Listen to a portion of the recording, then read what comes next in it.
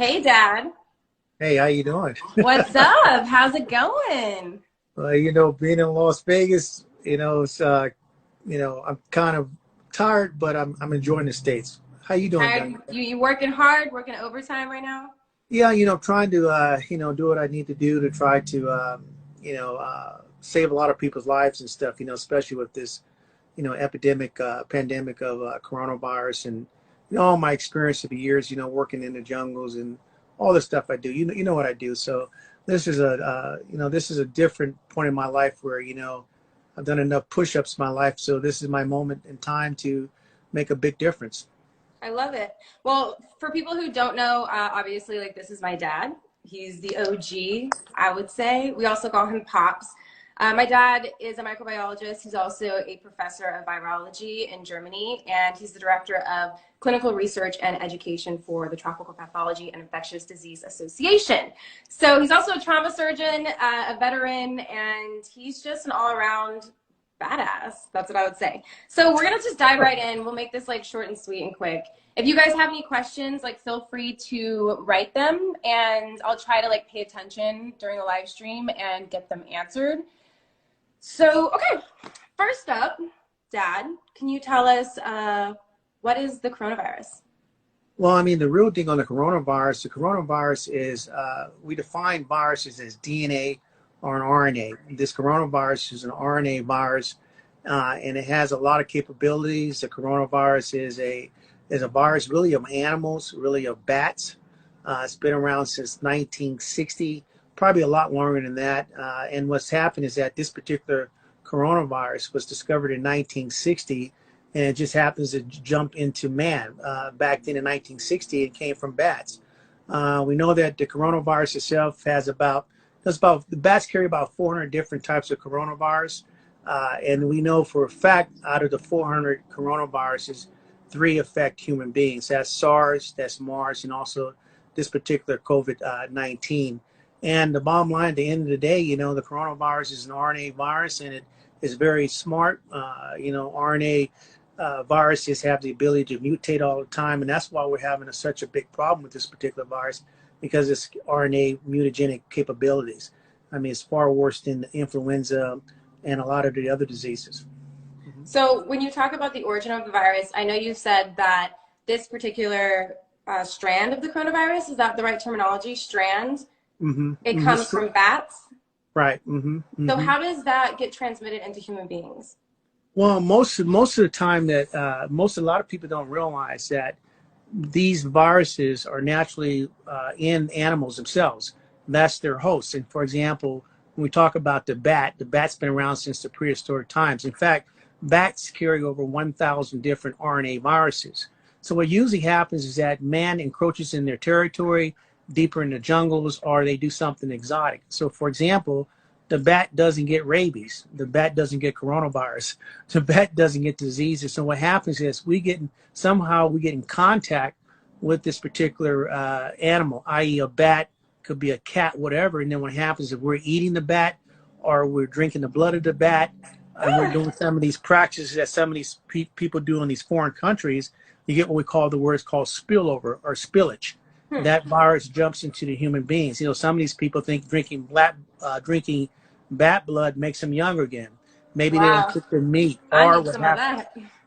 that. Well, I don't think you want this particular one, No. but this particular coronavirus is different because right now it's 8 strains now. It's mutated. The strain that we see now here in the United States and Europe and South America is not the same strain that came out of Wuhan. It is different. It's 8 different strains now circulating in the world, getting ready to do another rotation. But there are 2 strains of that called the L strain and S strain that affects human beings. And now we're starting to see patients that have 2 different strains at one time. So the bottom line at the end of the day is a very mutagenic, very pathogenic organism, RNA virus, and it has a lot of capabilities. Okay, well, you always talk about old world meets new world. When you say that in relation to viruses, what do you mean? Well, when we think about pandemics and diseases themselves, how diseases impact people, a lot of times what happens is the old world meets the new world. For example, when Columbus came to Hispaniola, which is Haiti and Dominican Republic, many, many years ago, the old world brought smallpox, and that's why all the Indians were wiped off the island, i.e. when the pilgrims came to the United States, old world met new world. The people in England have lived through the smallpox epidemics. They lived through the Black Plague, and they brought diseases to the American Indians, which was a new population, and it devastated them. And so what's happening with us is the same analogy, is that we haven't been exposed to it. And so now what happens is this virus is given the same type of, I would say the same type of, relationship to what happened in the past is what's happening to us. Mm-hmm. So everybody on the planet will be exposed to coronavirus. That's a fact. And then what's going to happen is that as we go through this cycle, people are going to get, some people get immunity, some people are not going to make it. But at the end of the day, after this thing cycles for about 2 or 3 years in our society, we'll start getting people to have immunity. And another example of that is what's happening now in South America. There's a group of Indians, about 50,000 of them in Brazil. A doctor left there March 6th, went to Europe, came back to this population of Indians in Brazil, and he affected half the people. And so the Indians are starting to die of coronavirus as we speak in South America. So new virus into a new population, that's what's happening. So that's one of the things I was going to ask you. What is the global impact of the coronavirus? Well, the global impact disease is exactly what it is. It's changing society. If you look back in 1918, the pandemic that wiped out half the world, that pandemic, a lot of people don't realize the pandemic in 1918 went on for 2 years. It went from 1918 to 1920. So this is going to go on for a minimum of 2 to 3 years. But my birthday is April 27th, so I was hoping it could end before then because it's tourist season, baby. So seriously, you think that this could go on for how long? This pandemic, and then I want to talk to you about how you catch coronavirus, treatments, etc. But how long do you really think this is going to go on? You want me to give you Dr. Rollins, or you want me to give Daddy's version of it? Which one you want? I want you to do whatever is not going to give me anxiety here in New York, okay? This is going to go on for a while, folks. That's just the reality. And people are going to get themselves, the bottom line at the end of the day, this is going to go on for a while. It's going to at least be on, it's going to be going on for at least 2 years. And what I mean by 2 years is society is going to change. It's going to impact everything from economics, social, the whole 9 yards. People trying to understand what social distancing, which is really quarantine. How do we function in the new world? It's going to change everything. How we communicate, how we love people. People that are poor are going to be really poor. Yeah. You look at what's happening in South America now. People are quarantined with military folks on the streets, arresting people. People have to live. So it's going to change the way we behave, the way we see people, and how we protect ourselves. Going back to basic hygiene and all that good stuff. So it's going to change everything. How we're talking right now, social, communication on the internet. Right. How do you go to a restaurant? How do you look at somebody? How do you? So basically, our whole lives are about to be flipped upside down, is what you're saying. Well, okay, I don't know. Got it. Yeah. So okay. How do we got to know more about the coronavirus, COVID-19, right? How is it transmitted? So we all have the rumors we hear, what we're told on TV, but what is a general good rule of thumb? Staying away from people 6 feet at least, coughing and sneezing, avoiding people in that way. How long does the virus live? How do we stay away from it? Well, the reality is that this virus, like I said earlier, has a lot of capabilities. This virus has the ability. What we want to define is that the word that people need to understand is how do we define what effective fitness is? Effective fitness means how does the virus infect people? Well, this virus has the capability of affecting people not just through aerosol, respiration. It also can affect you through contact. So, for example, somebody coughs, somebody breathes. Now people say it's 6 feet. Now there are articles saying that this virus can travel 32 feet. 32 not feet? 32 feet. Not 6 feet, but 32 feet. Wow. In some studies, depending on what the wind currents is. When I was in biological warfare in the military, we used to put viruses in the San Francisco Bay and watch the wind currents from cars travel to see how far a virus can travel. Also, this virus is through respiration and secretion. So people can blow their nose, they can spit, they can get it on their hands, they can touch the gas handles, they can touch tables. And this virus has the capabilities of living 2 days, up to 25 days, depending on what the conditions are. And what kind And of surface it is, right? Because they say like metals and plastics, it lives on those different surfaces at different yeah, lengths. yeah, it's different surfaces depending on what the temperature of that particular surface is, the humidity, Right. dry temperature versus all that stuff. So this virus has a lot of capabilities, and also it can be transmitted through feces, diarrhea. So this virus has a lot of capabilities. A lot of Through people don't realize. feces? Yeah, So like diarrhea your toilet could carry, could eventually, could could potentially just be like a virus. absolutely. This virus affects not just the your lungs; it affects your heart, it affects your liver, it affects your kidneys, and it affects your gastrointestinal tract. And a lot of people, early signs and symptoms of people have diarrhea, and so that means they're shedding some of the virus in their stool. So we have a lot to learn about this virus, but it has a lot of capabilities versus influenza, where it's just all pulmonary. Okay, And so okay, sorry about that. wow. Oh no, you're good. Don't say sorry. We're live. We're hanging out. So I've heard like a couple of people like saying they've gotten tests or they're not able to get tests because they're only testing people who have like severe symptoms or they meet like a certain age requirement. First of all, can you tell me like what is the test that they give you when you're getting tested for the coronavirus? Well, Like when I go in there, like what happens to me? well, the test that they're trying to do is what we do is called PCR. It's polymerase chain reaction, which we use is we look at the RNA. We're actually looking at the nuclear material to make that diagnosis. So we get a sample, we take that sample, we get the RNA, we break the RNA, we put it in a tube, and we take the RNA and we put it in a machine that can match that genetic pattern through what we call TACMan machines. It comes back positive.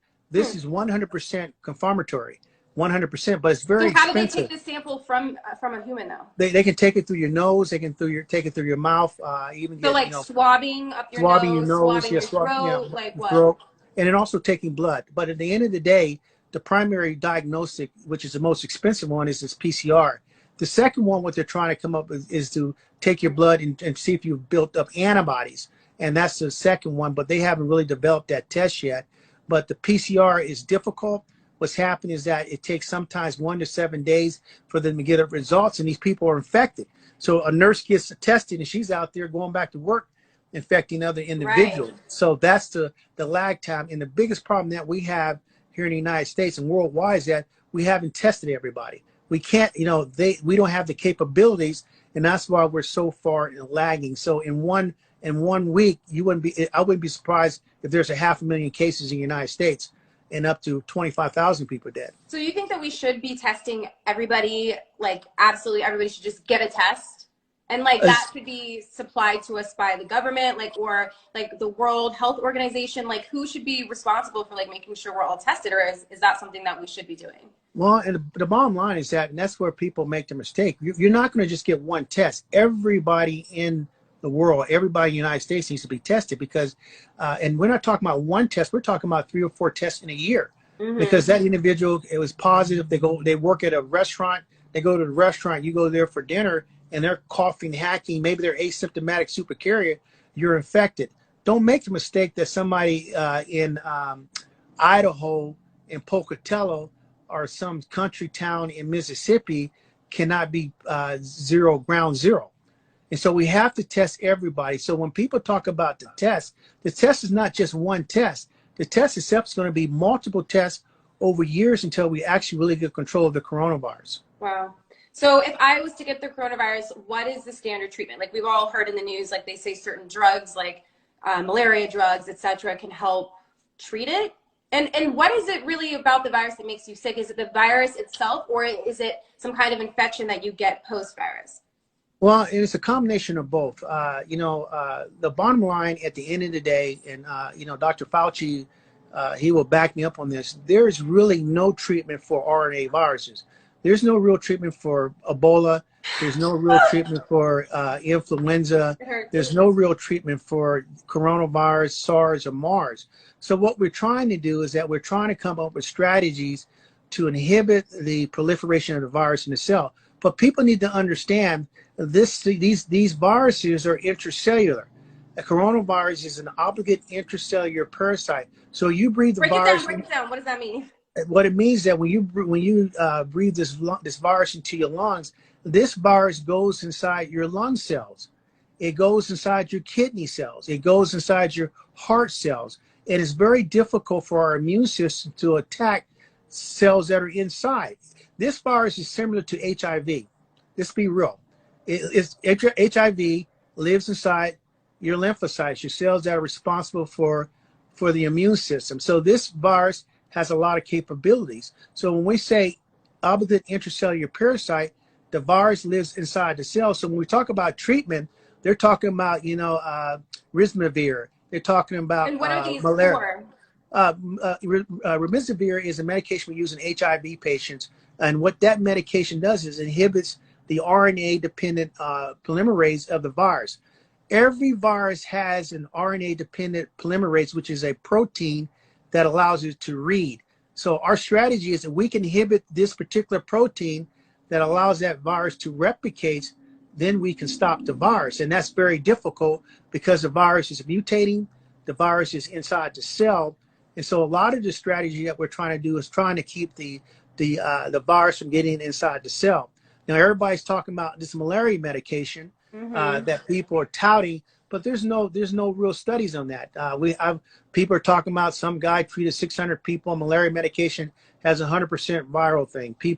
You got OBGYN guys quoting people, the French people. Well, So the French, basically, like, we don't know what the actual treatments are until the studies are done. yes, because Okay.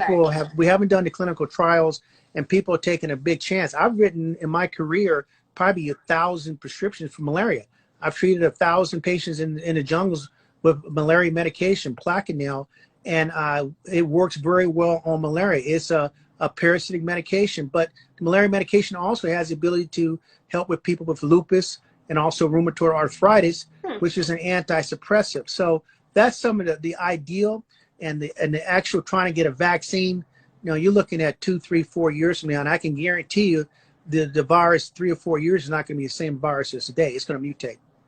Okay, well, I want to see if anyone has questions. I Okay. think I saw one about someone asking if we should keep our houses hotter or colder. Like, should we be running our, temperature? Yeah, should we keep our houses running hot or cold then? To be honest with you, I think you should run it the way you're comfortable, because a lot of people think that this virus is not fit the normal dogma. People think that, with influenza is used in January, February, March, and then when it gets warm, it goes away. This virus is not going away, folks. In fact, down in South America, Africa, these countries that are below the tropical cancer, the equator, their cases are going to explode in about a month. So this virus works in heat, it works in cold, it doesn't discriminate. So you can do whatever your temperature you want to do. It's not going to make a difference. Wow, okay. That's interesting. Okay. Someone else wants to know, is there something we can take in a prophylactic way to help us should we get it? No, the only thing you can take prophylactically is, is trying to have a healthy diet, i.e. making sure that you, taking vitamin C, vitamin D, Zinc? what?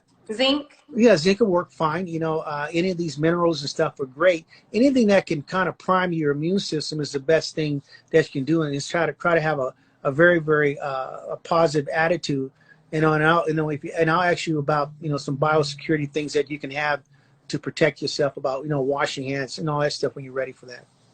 Okay. Well, another question someone has is, does he think 30 days is enough to stay home? Like, can the world reopen, or is that a bad idea? Which I get that question too, because if everyone's going to get it anyway, so I get we're trying to limit the impact on our healthcare system, because our healthcare system isn't ready for such a huge influx of patients, right? Yeah, the point on that is that what people are trying to do, and what England tried to get into, is it's a word we call herd immunity. What is herd immunity? Herd immunity means that you want everybody to get exposed to it. And then people are going to get immunity, and some people are not going to get immunity. But this is a big variable with this disease. And what herd immunity used to be was that back in the old days, back 300 years ago, 400 years ago, the older people would get the disease, recover, and then when the next epidemic came around, they would have immunity, and all the young people would be sick, but the old people could continue to work. That's what herd immunity is supposed to be, to protect a certain population. But in this particular virus, in 30 days, this is not going to be over with. And then can people stay home for 30 days? Well, if I was in the positions, I would, tell people, don't worry, stay home for 15 days. And then when 15 days come up, I'm going to tell you, it's going to be another 15 It's gonna days. be another 15. and then, Just, then just a few more 15s. yeah. And then after about April Yes. 30th, Americans are going to start getting crazy. And then you're going to see the social unrest because I'm people are going already to have crazy. to. I think, this social isolation is very challenging for most of us. I think we're all, I think I ask myself 5 times a day, like, have I lost it? Did I hear something? Like, I think I am going crazy. Another question, you've told me this, Advil versus Tylenol. I know the answer, but I'm going to let the professional do it. What is the answer? Advil versus Tylenol. Well, if we look at one of the French studies and stuff, the patients they put them on Motrin for fever and pain, they died quicker. And So the because people who were, so this is a French study, and so the people who they were treating with Motrin, which is ibuprofen, right, they died quicker. they died quicker, had bigger complication, It accelerated. accelerated the whole Wow. condition and stuff. And so, well, the recommendation is to use paracetamol or Tylenol for the fever and pain. So So like that's why, acetaminophen, yeah. yeah, that's why I make sure that all the patients I'm dealing with and my colleagues, everybody's taking Tylenol because bottom line at the end of the day, the results you get are what we see in the field. You don't want to be experimenting with malaria medication like the guy died in Arizona, people dying No, in that was like, Africa. what was that? Someone drank fish tank cleaner because it Yeah, had a certain ingredient that Trump had yeah, said. yeah. It had chloroquine in it, and well, he's not here anymore, and he's in a body bag because he didn't follow the science. Nowadays, it's important to understand the science and trying to get through this situation. Oh my God. Like, you guys, if you have any more questions, hurry up and write them. Thank you so much for tuning in. I think this is a decent number for my first live and my father's first live ever. We've made this happen. Get your questions in because we're about ready to wrap up. Dad, is there anything else that you wanted to say? Like, what do you think the future is from here? I think if I had to say anything else is that, to be positive is that, we as people always trying to kind of adapt to the situation. That's one thing we learn in the military. You have to have a plan A, a plan B, and a plan C. And you have to be able to adapt and see where the future's going. And I think the most important thing is that we'll adapt to the situations and some of the basic stuff that we didn't think about, because when we don't see microorganisms and stuff, they're not important. But if you do basic hygiene, i.e., and not everybody's talking about, wash your hands with soap and water. No, you wash your hands with Hibiclens, which is an antiseptic that we use in our biohazard labs and our hospitals, which kills fungus, bacteria, and viruses and lasts 24 hours. That's the stuff you have to have every day from here on out. But what if we don't have access to that? Because isn't that something like healthcare providers use? And should we not be doing that because we don't want to be taking their resources? Well, the hand washing protocol is always a 2-step protocol. When we wash our hands with Hibiclens, we also do a secondary wash with alcohol. If anything, if they don't have Hibiclens, what they can use is alcohol, because we know that 70% isopropyl alcohol, washing your hands for 20 seconds, kills 100% viruses and bacteria. Soap and water does not kill viruses. It kills maybe a little bit of the bacteria, And the dirt. and the dirt. The dead skin. But people don't realize that viruses stick to your skin. They like the contact. So a virus gets on your hand, it stays there. You touch your face, the virus gets stuck to your face, gets stuck on your clothes. That's part of the mechanism of action of the virus and transmission. Okay. We have a few more questions because I want to make sure everyone gets their questions answered. So someone said, I own a company that's an essential vendor. Because of that, myself and my employees have to work, and we're on large construction sites and around a lot of people. What can I do to protect my people? Well, what you can do is, come up with some good, what we call biosecurity and environmental protection protocols, and have somebody evaluate your organization, i.e., how for example, how are people washing their hands? Are you guys wearing masks? Are you, what are you doing for personal hygiene? What are you doing for protection? How much exposure you had? It's funny, we have our military here in the United States, and I was watching CNN about an hour ago, and they're showing the National Guard guys in New York City, where you're at right now. And guess what? All the soldiers were like 1 feet away from each other. So the military guys are not even following standard Yeah, I saw a 6 feet. stat on the NYPD, and like the rate is crazy with how many people Yes. are off work right now because they have Yeah. COVID-19 as So well. if she needs to, tell her to contact It's me. a, I think it's a boy. I think this boy, if the boy needs to contact my dad, slide into the DMs. This is And we can appropriate. design protocols. So for not the protocols won't just be for the day; they're going to be for tomorrow in the future, because you have to get back to work and you have to protect your employees. And so we'll come up with protocols and procedures on biosafety. You know what they I need to love wear, it. and all that good stuff. Yeah, so hit him up, hit my dad up, and he can help you with all of that, how to like implement rules and regulations throughout your company and like really protect your employees and be safe. Another person wants to know, can you do Theraflu instead of Tylenol, like before bed to sleep through the night? No, Theraflu, that's not going to work at all. I mean, just stick with the basics. Everybody's trying to become exotic and stuff. If you Just do stick like with the what? Tea, lemon, like yeah, water, and yeah, like Tylenol. yeah, even vodka. I don't know about that. I feel like that would give me a hangover, not a cure. I'm trying to have a little Someone humor too. wants to know, once you get it, can you get it again? Yes, the most important thing is that's where people make their mistake at. And what's happening is that, once you get this disease does not confer immunity. So what does that mean?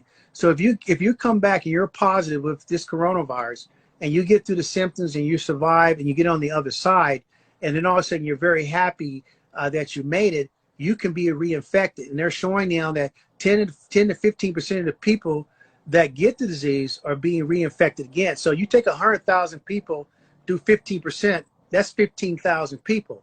So you always, when you get over this disease, you have to still use good biological safety protocols to protect yourself. So Oh my goodness. this is not just a one-time shot. You're going to be doing this for a while until this COVID pandemic kind of goes through our system. Okay. Thank you, Bianca. She said my skin is looking great.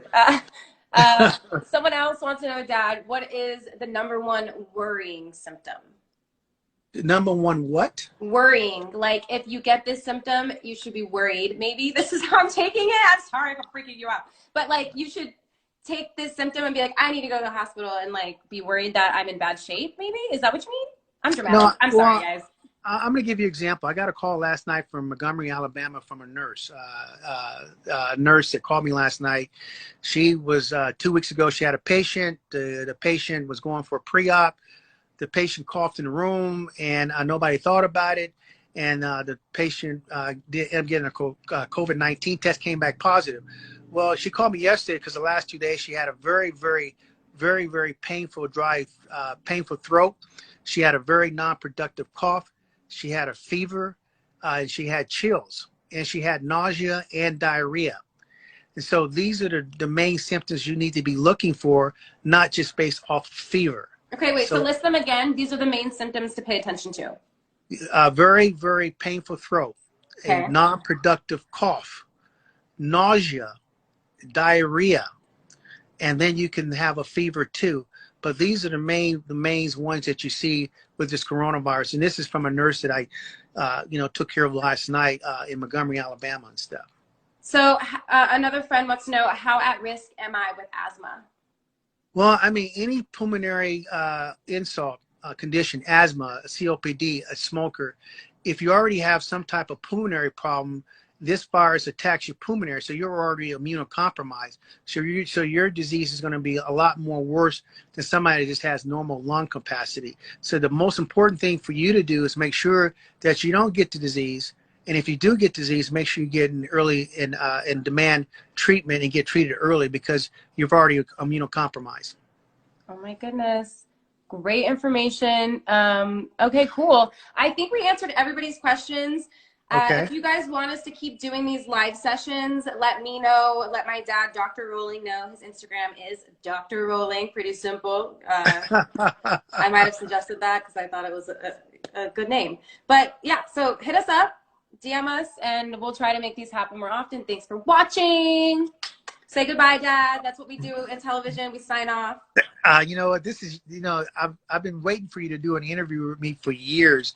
All this stuff, Al Roker, and, you're interviewing Van Diesel and Sigourney Weaver and everybody and all these movie stars. And I finally get to be with you live. Everybody, I created her. That's my baby girl. I feel good Love you. because you know what? Typically in my interviews, I might have some nerves, which I'm not gonna lie, I did get a little nervous coming on because I was like, whew, I just hope he doesn't embarrass me. But you didn't, of course. I was just like, don't say anything about the bottle and me throwing the bottle as a child. That's my dad's favorite story. So we're not gonna go there. But No, we're not thank going you, to go there. Dad. No, thank you very much, Jordan. I hope that this was good for your friends. I was glad you asked me that because I think it's important for your generation to understand that. I mean, and the younger generation, because people are not taking this stuff seriously. And these people that went down to spring break and they're thinking this is a party, you know, when we're putting you in a body bag, you won't be laughing. And so people need to take this stuff very seriously because this is a game changer. And so I'm going to try to give everybody the best information. And I look forward to coming back next week and maybe we'll do another one. I can't believe I've been trying to get you to come to Peru and do a jungle story on your dad, me I and the know Amazon. one day, you know what? This is the thing is I'm building my empire. I'm building my own production company outside of everything that I do with Billboard and BET and the brands that I work with. So when my personal production company is up and running in full-fledged, that's definitely on the docket in my unscripted department. We're heading down to South America and we'll do a bio, a doc on you so people can really get to know you and see all the marvelous work that you're doing for everybody Well, out I there. tell you something. I want to tell you thank you very much. And I'm very proud of you. You're my little superstar, my little baby girl. You know, I used to, you know, change your diapers and all Okay, that let's good go. stuff. We gotta go. Bye. Bye, guys. Bye, baby. Love